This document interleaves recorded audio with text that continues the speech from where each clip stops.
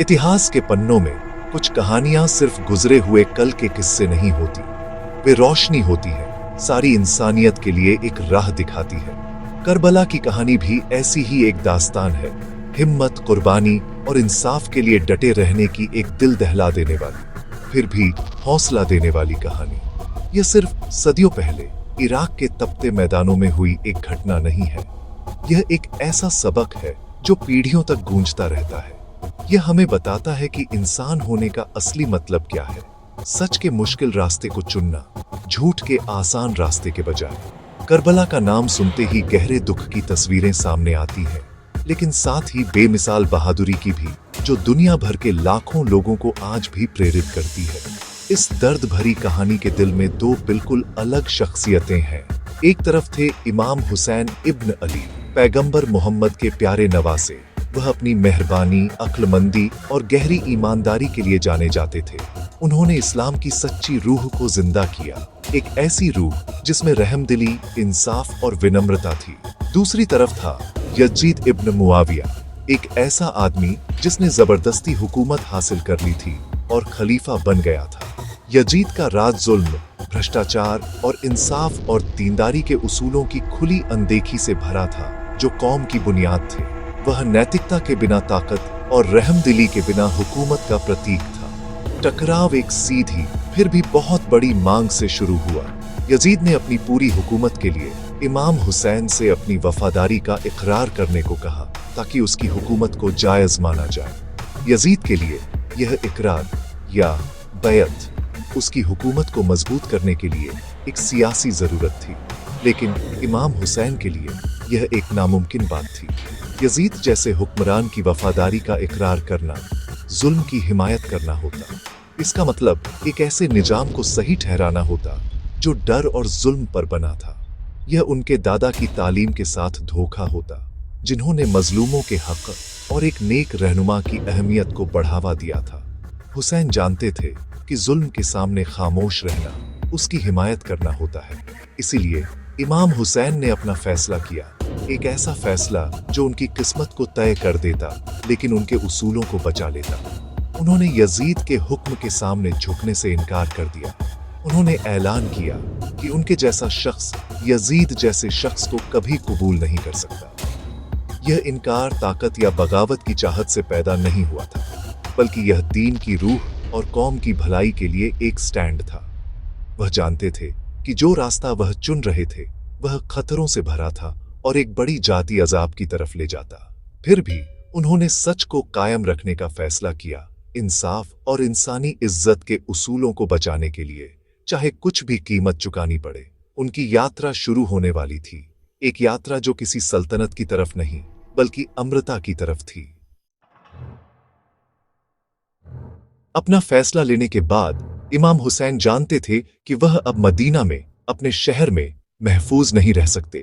पैगंबर का शहर अब यजीद के जालिम शासन की छाया में था और उनकी मौजूदगी वहां सीधे तौर पर तख्त को चुनौती थी।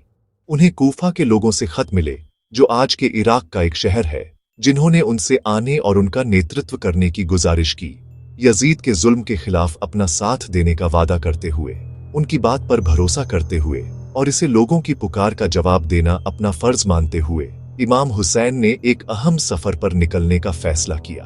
वह कोई योद्धा नहीं थे जो जीत के लिए निकल रहे हों, वह ईमान के रखवाले थे।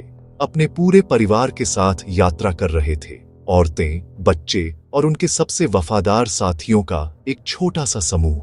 मदीना से करबला की जमीन तक का सफर लंबा, मुश्किल और एक बढ़ते हुए डर से भरा था। कारवां तपती रेगिस्तानी धूप में बंजर जमीन के अंतहीन हिस्सों को पार करता रहा। रास्ता सिर्फ जिस्मानी तौर पर थका देने वाला नहीं था, बल्कि जज्बाती तौर पर भी थका देने वाला था। रास्ते में इमाम हुसैन को खबर मिली कि कूफा में उनका भेजा हुआ शख्स, उनके चचेरे भाई मुस्लिम इब्न अकील को उन्हीं लोगों ने धोखा दिया और शहीद कर दिया जिन्होंने उन्हें बुलाया था। मदद के वादे हवा में उड़ गए थे, उनकी जगह डर और धोखे ने ले ली थी। इस दिल दहला देने वाली खबर के बावजूद, जिसने आने वाले खतरे की पुष्टि की, हुसैन वापस नहीं लौटे। उन्होंने अपनी यात्रा जारी रखी। उनका इरादा नहीं डिगा, क्योंकि उनका मकसद जीत या हार से बड़ा था। जैसे ही इमाम हुसैन का छोटा सा कारवां कूफा के करीब पहुंचा, उन्हें यजीद की बड़ी फौज ने रोक लिया, जिसका नेतृत्व हुर्र अल रियाही नाम का एक कमांडर कर रहा था। उन्हें शहर की तरफ बढ़ने से रोक दिया गया और अपना रास्ता बदलने के लिए मजबूर किया गया। फौज ने उन्हें पानी के किसी भी स्रोत से दूर, किसी भी पास की बस्ती से दूर भगा दिया, जब तक कि वे एक वीरान खाली मैदान में नहीं पहुंच गए। तारीख मुहर्रम की दूसरी थी और जगह का नाम करबला था। यहाँ इस सूखी और बेरहम जमीन पर इमाम हुसैन और उनके अनुयायियों के छोटे समूह को अपने तंबू लगाने पड़े। वे घिरे हुए थे, अलग थलग थे और दुनिया से कटे हुए थे। दुश्मनी के एक विशाल सागर में ईमान का एक छोटा सा द्वीप थे। अगले दिन इंसान की सहन शक्ति और जज्बे की मिसाल थे। इमाम हुसैन का कैंप, जिसमें नेक औरतें और मासूम बच्चे थे, जिनमें उनके 6 महीने के बेटे अली असगर भी शामिल थे, घिर गया था। यजीद की फौज द्वारा इस्तेमाल की गई पहली और सबसे क्रूर चाल थी उन्हें पास की फरात नदी तक पहुंचने से रोकना। कई दिनों तक इराक की तपती धूप में हुसैन के परिवार और साथियों के सूखे गलों तक पानी की एक बूंद भी नहीं पहुंची। बच्चों की पानी के लिए चीखें कैंप में गूंज रही थीं, एक ऐसी आवाज जो किसी भी दिल को पिघला देती। फिर भी यजीद की फौज अप्रभावित रही, दुख के जरिए आत्मसमर्पण कराने पर अड़ी हुई थी। घेराबंदी जारी रही और इमाम हुसैन के कैंप में हर गुजरते पल के साथ तकलीफ बढ़ती गई। पानी की कमी एक धीमी, दर्दनाक यातना थी, खासकर छोटे बच्चों के लिए जो अपने आसपास की क्रूरता को समझ नहीं पा रहे थे। इतनी बड़ी मुश्किल के बावजूद छोटे से कैंप के अंदर की हिम्मत नहीं टूटी। इमाम हुसैन के साथी आम सिपाही नहीं थे, वे गहरे ईमान और अटूट वफादारी वाले लोग थे। वे अपनी रातें दुआ में गुजारते थे और अपने दिन अपने रहनुमा के प्रति अपनी वफादारी को दोहराते रहते थे। वे जानते थे कि मौत तय है, फिर भी वे इसे अंत नहीं बल्कि सच की राह में एक शानदार शहादत मानते थे। उनका हौसला बचने की उम्मीद पर नहीं बल्कि अपने नेक मकसद की यकीन पर टिका था।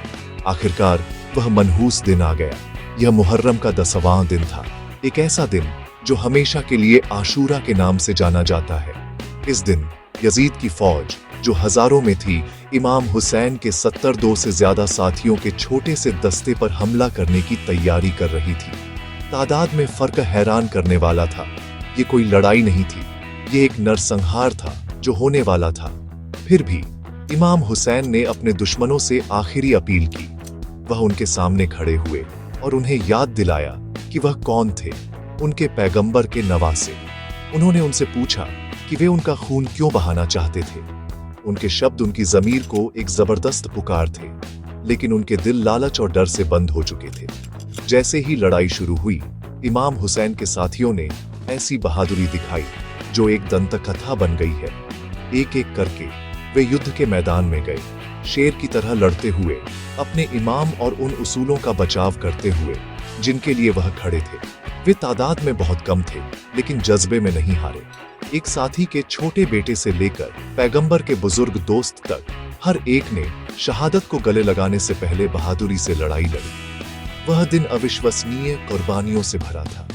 हुसैन के भाई अब्बास, जो अपनी ताकत और वफादारी के लिए जाने जाते थे, प्यासे बच्चों के लिए पानी लाने की बहादुरी से कोशिश की, लेकिन नदी के किनारे शहीद हो गए, उनके हाथ काट दिए गए।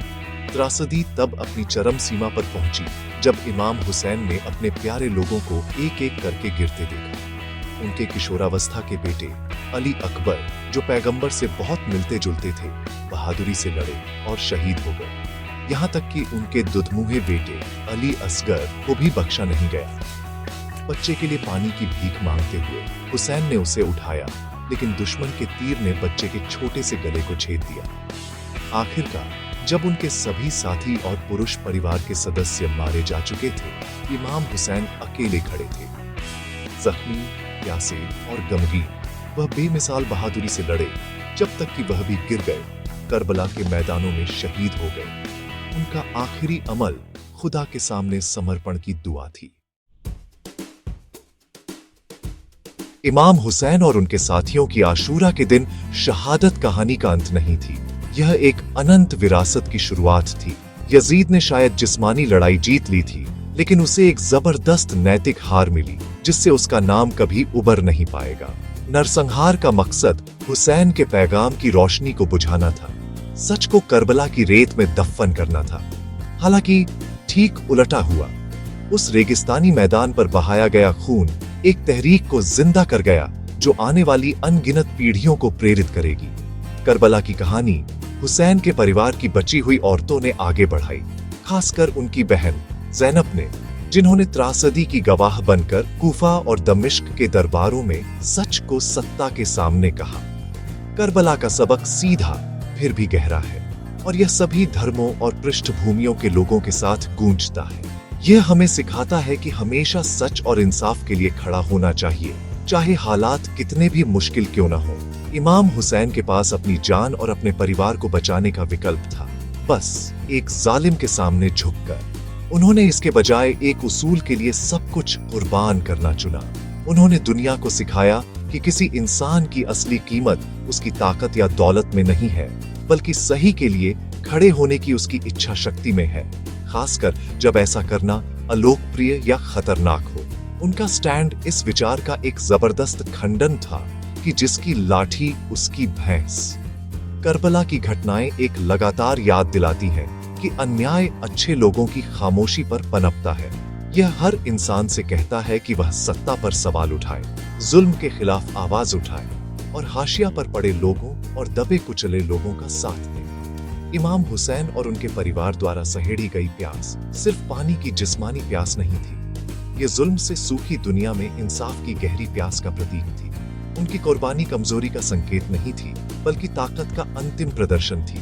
मौत के सामने भी अपने विश्वासों पर कायम रहने की ताकत। यह एक ऐसी कहानी है जो बेबस को ताकत देती है और बेआवाज को आवाज देती है।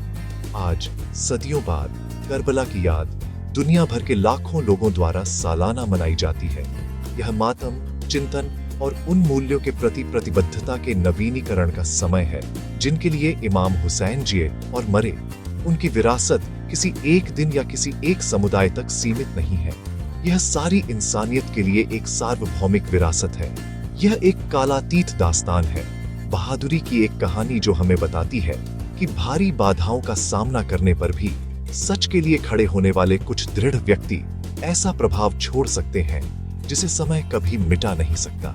इमाम हुसैन ने साबित किया कि किसी की जिस्मानी मौजूदगी क्षणिक हो सकती है, लेकिन इंसाफ के लिए एक स्टैंड हमेशा के लिए होता है।